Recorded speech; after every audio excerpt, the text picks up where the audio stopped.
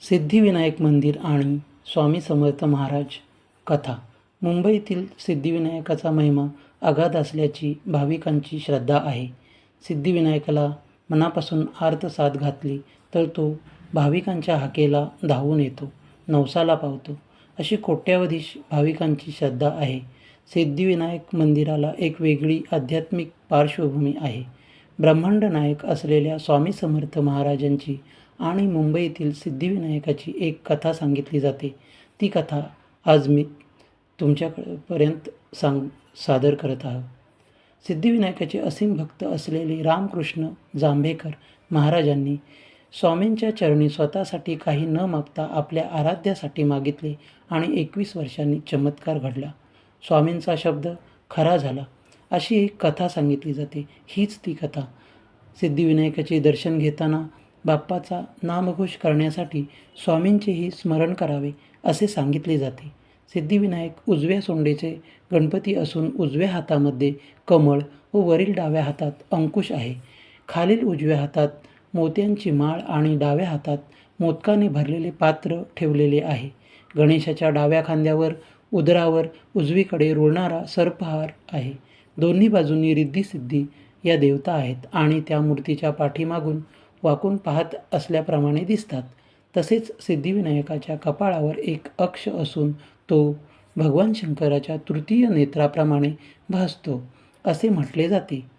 माझ्या सिद्धिविनायकाला आपण वैभव द्या.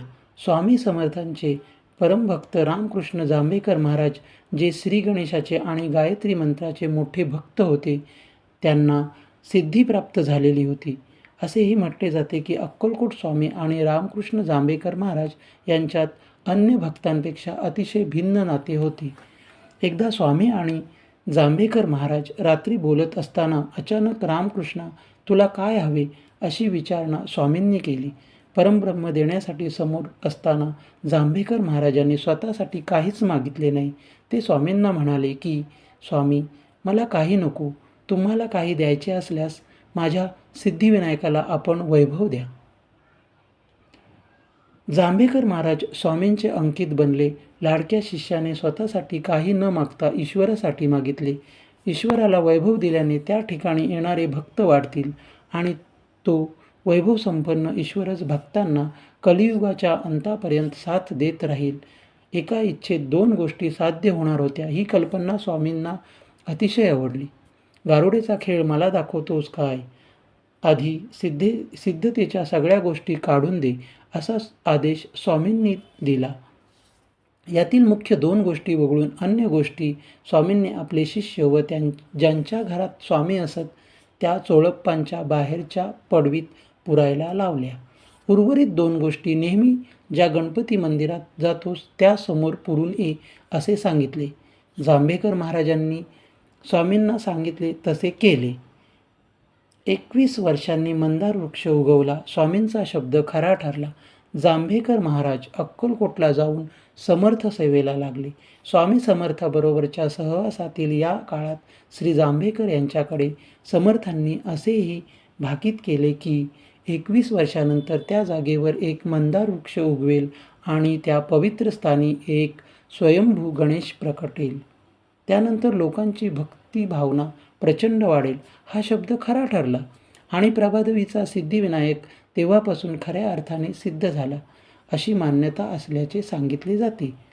याशिवाय स्वामींनी रामकृष्ण बुवांना आशीर्वाद दिला. म्हणाले की मुंबईला गेल्यावर मंगळवारी प्रभादेवीच्या सिद्धिविनायकाला जा. तिथे तू मंदार वृक्षाचे आणखी एक रोपटे लाव. मंदार वृक्ष इंचाने वाढेल तसे सिद्धिविनायकाचे वैभव वाढेल. ज्या दिवशी मंदार बहरेल त्या दिवशी सिद्धिविनायक वैभवाने बहरलेला असेल. स्वामींनी अतिशय प्रसन्न मनाने शुभाशीर्वाद दिले. यानंतर भक्तांची संख्या वाढू लागली व लांबच लांब रांगा दिसू लागल्या. स्वामींनी दिलेल्या आदेशाप्रमाणे रामकृष्ण बुवा जांभेकर मुंबईत प्रभादेवीला आले. प्रथम मंगळवारी मंदार वृक्षाचे एक रोपटे सिद्धिविनायक देवाजवळ लावले. त्या ठिकाणी हात जोडून गणपती आणि स्वामींची प्रार्थना केली. स्वामी, मी माझे काम केले. आता तुम्ही माझी इच्छा पूर्ण करा, असे आशीर्वचन मागितले. सिद्धिविनायकासमोर हात जोडून म्हणाले की गजानना, स्वामींनी दिलेला शब्द खरा ठरो आणि या जगात वैभव प्राप्त हो. या वैभवाच्या झगमगाटाने तुझ्याकडे भक्त आकर्षित होत, त्या सर्व भक्तांच्या सर्व मनोकामना पूर्ण होत असे साकडे रामकृष्ण बुवांनी सिद्धिविनायकाला घातले, अशी एक कथा प्रचलित असल्याचे सांगितले जाते. मित्रांनो, ही कथा तुम्हाला आवडल्यास लाईक करा, शेअर करा आणि चॅनलला सबस्क्राईब करा. धन्यवाद.